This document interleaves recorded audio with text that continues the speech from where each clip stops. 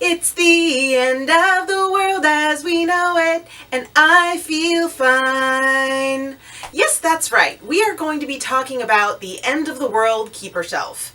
My end of the world keeper shelf. Why do I call it the end of the world keeper shelf? The reason I call it that is because if there is a zombie apocalypse and we are left without electricity, these are the physical books that I would like to have on hand.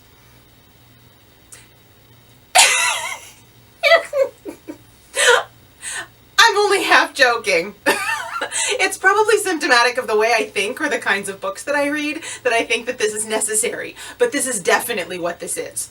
I will say, I think this is probably going to be broken into two videos because I am staring at a pile of, well, usually they live back here, so you may have seen some of them before if you've watched my other videos. I am looking at a pile of, let's see, 2, 4, 6, 8, 10, 12, 14, 16, 17 books. And I know I'm missing one more. There's one more that I'm missing that I think I might have loaned to my husband. Yeah, my husband reads romance. And we share, in fact, one of them I had to steal back from him. I don't know what he did with the other one. There's one book that's missing. There's one historical romance that's missing. So I think today what I might do is I might divide everything into paranormal, urban fantasy, romance, and contemporary romance, so those two together, and then have a separate historical romance end of the world keeper video at some later date, because I don't think I could possibly do them all in the same video. I think 18 books is too many books to talk about in one video, and you guys would all get bored and wander away. Oh, but first, I'm Elizabeth, and I'm not buying books this year.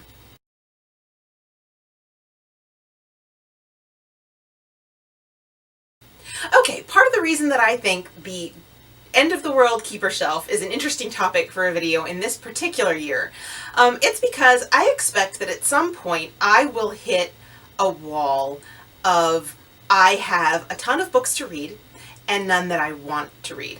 I do reread books. In general, I reread the same books over and over and over and over and over again. So there are a handful here that I've probably read 40 or 50 times. There are a handful that I've only read maybe 2 or 3, but that I still like well enough to consider end of the world keepers. So first, let's just go ahead and jump into. I'm not going to actually start with the one that I'm looking at right now because that one's way too good to start with. Let's start with this one. Let's start with Fantasy by Sandra Brown. Sandra Brown now is very well known for writing romantic suspense and I guess thrillers. I mean, I think she's gone sort of past romantic suspense and into thrillers. But she started out writing category romance for Love Swept. And that's, I think, what fantasy is. I think that's a Love Swept. In fact, you think you can see, wait, can you see that? Yeah, you can. So there are a few up here. Can you see that one? Yeah. Here and here, 3, of the actual original Sandra Brown Love Sweps. So those I started reading as a teenager, and this one was one of the very few that stuck with me. The reason that it completely stuck with me was that the premise of the book is I think, widowed woman who owns a lingerie store and yet has never fully experienced the sort of sexual pleasure that she dreams of. So she meets a man and he decides to cater to her every fantasy. The name of the store is Fantasy, but it's also a play on what the book's about. And this super stuck with me as a teenager. I thought this was actually the best sex ed I ever got. Because not only did it tell us about all of the diseases you could catch and how easy it is to get pregnant, but it told us that there were intimate reasons to be interested in sex. Good things that could happen to a couple from having that kind of physical relationship. And I think it colored in a good way the way that I, approached relationships. I think romance can be kind of amazing for especially women at that age. I think it's not often that we get a lot of positive reinforcement of how it's okay to want and normal and healthy and can deepen a relationship. So I think that was one of the reasons why this one has stayed with me all of these years and that I have kept it. The next book is totally a new addition to the Keeper Shelf. This is Charlie All Night by Jennifer Crusie.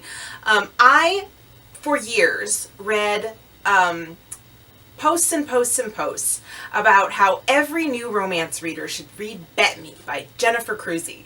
It's on every list. Every list. I hated that book. I hated it. I don't like the message that she sometimes inadvertently sends, that Crusie sometimes inadvertently sends, when she has a woman change substantially. And not necessarily for the hero, and I think they were a little bit subversive in the time that they were written for that reason, but there is still the fact that the heroine changes more than the hero in a lot of these books. And after a while, it grates. Charlie All Night is not like that. In Charlie All Night, the heroine is the producer to her boyfriend, and he dumps her in favor of someone else, both as a producer and as a girlfriend. And she gets assigned to another radio personality. And they end up sort of clashing in a way that works on air. And then also ultimately works in life. And there was something about the way, I think because she had come off this bad breakup, and the hero was so supportive of her even while they were clashing, that I just really loved this book. There's also a gay best friend that I really hope, if Jennifer Crusie ever gets back to writing romance, I hope she writes his story, because I loved him. So that's just, that's why that one's on my keeper shelf. The next book, also a recent addition, is Stealing Mr. Right by Tamara Morgan.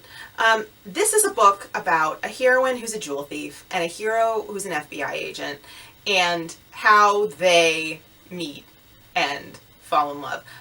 There are two reasons why I like this book. One is that the good guy, bad girl combination always works for me. I love it when the heroine is the one who either is in need of reform or corrupts the good boy hero. And in this one, I think there's a little bit of both. It's pretty even. But the other thing that I like about it is the way that it's written. It's not sequential. The timeline skips around. So not only is the relationship and the plot genius, the writing is genius. I don't even know how. She must have had like index cards on a board that she like rearranged, or I don't know how she did it. It's amazing. This book makes sense, and it's brilliant. The next book is Lightning That Lingers by Sharon and Tom Curtis, also known as Laura London. So a few years ago, The Windflower was re-released, and there was a lot of bloggy buzz about that. And they they were husband, or I suppose they're still alive, they just don't write anymore. Husband and wife duo writing both single title and category romance. This particular one is the story of actually I don't remember what the heroine does. I've actually only read this one once, but I knew I would want to reread it, so I kept it. The heroine is, I think she's a librarian. I think she's a librarian. And the hero is an exotic dancer. And this was written sometime in the 80s, I think. Let me double check. Yeah, in 1983. And it's interesting because I think while sort of sex worker heroes and heroines have become a lot more common than I think they probably were in 83, they aren't always written in such a way that I think treats people who do those jobs with dignity and respect. And this book did. And I thought that was pretty noteworthy, given both the time period and the fact that now even that doesn't always happen. So he does eventually quit at the end, and that happens in a lot of books like this. But it was still really, really good, and I would highly recommend it. In fact, I think it's available in ebook too, so I'll link it if I can find it. The next book is another one that's been on my keeper shelf for a very, very long time. This is Pride, Prejudice, and Jasmine Field by Melissa Nathan. Melissa Nathan isn't writing anymore. In fact, I think she passed away a few years ago. This is, of course, a Pride and Prejudice retelling from the Bridget Jones era, when there were all the Pride and Prejudice retellings, and I read all of them because I was obsessed, completely obsessed. But I mean, and this was around the first BBC, the time of the first BBC Pride and Prejudice. So with Colin Firth, and so this particular retelling is. Pride and Prejudice is being staged as a charity production in London with sort of local celebrities. So not people who are necessarily actors. So some of the people in the production are actors, and some of the people in the production are journalists or other sort of media personalities. And the heroine writes an advice column. And she's very opinionated. And the hero is a world-famous actor who's British but has attracted some Hollywood attention, and is also the director of the play. And this particular one just really stuck with me. And I've read it several times since the Bridget Jones heyday. And every time it's still really good. I mean, it's very faithful. It's a very faithful Pride and Prejudice retelling. All of the elements are there. It's not an original plot, but the dialogue, the relationship, the way everything develops is just so delightful and clever that I think even if you've also, like me, read 50 of these, you would enjoy this book. If it's still in print, I don't even know. The next two are by the same author. So this is Glitterland by Alexis Hall, and For Real, also by Alexis Hall. Glitterland was the first male romance that I ever read. I had read gay fiction in the past. I'd read some Arsène Lupin back in the 90s, and some other people. But this was the first one that I had picked up specifically as a male romance. And Glitterland is unique because the hero is mentally ill.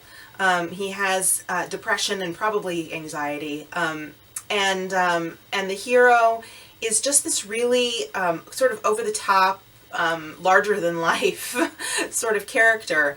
And the way that these two interact, the hero is also sort of an intellectual, artistic snob. And the hero is, the other hero is not at all.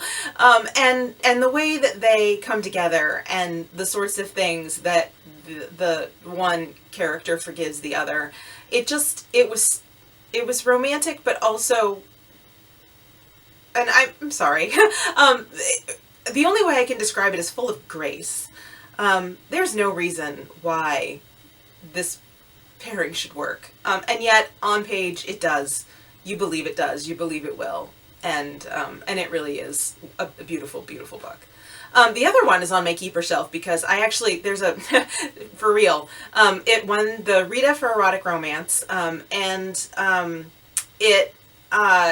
of the pivotal scenes in the book involves a lemon meringue pie. While one hero, I want to use the word tortures, but tortures in a good way. Tortures the other hero in between stages of making a lemon meringue pie. And Alexis had actually asked me to read the scene with an eye to, is this the way this would go, kind of thing. And so I have my own little signed copy, and I'm thanked in the acknowledgments. And so that one is part of the reason why that's on my keeper shelf. But it's also just a terrific book, and especially if you like BDSM, erotic romance, it's one of the best I've ever read. Now for the paranormals. Here is another male romance. The Magpie Lord by K.J. Charles. As I've said before, K.J. Charles is one of my very favorite writers. She is well-versed in romance tropes and really understands how to put together a story that hits all the right romantic beats. She's deviously clever in her plotting. She has a tremendous ear for dialogue. The witty banter in her books is always top-notch. This series, and I have all the books. I'm just showing you one of them, all three of the main Charm of Magpie series. But this is even though I like a lot of her books, this is the series that I read over and over and over again. And actually the audio is very good too, and so I keep that one on my phone for when I don't have an audiobook. The particular this particular series is an aristocrat and a sort of a more middle class lawyer's son. The aristocrat is having problems with someone who wants him dead, magically dead, and the hero is a magician, and they have had their families have had some dealings in the past that didn't go well, and so initially they don't trust each other at all. And over the course of 3 books, of course it's a romance, they fall in love, but they really struggle with sort of their differing stations in life, and K.J. Charles writes class conflict literally better than I think anyone else. And they just, it makes these books both deep.